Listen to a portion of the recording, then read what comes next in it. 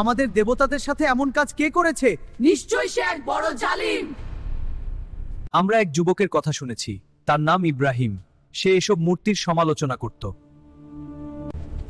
হে ইব্রাহিম, তুমি কি আমাদের দেবতাদের সাথে এই কাজ করেছে? বরং এই তো এদের এই বড়টিই কাজ করেছে। তোমরা চাইলে ওদেরকেই জিজ্ঞেস করো, যদি তারা কথা বলতে পারে।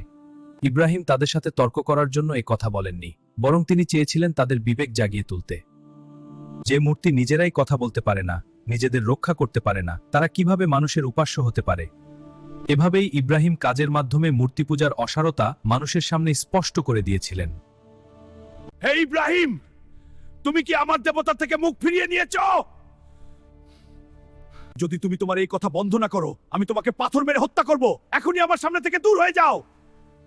আপনার ওপর সালাম বর্ষিত হোক। আমি আমার পালনকর্তার কাছে আপনার জন্য ক্ষমা প্রার্থনা করব। নিশ্চয়ই তিনি আমার প্রতি অত্যন্ত অনুগ্রহশীল।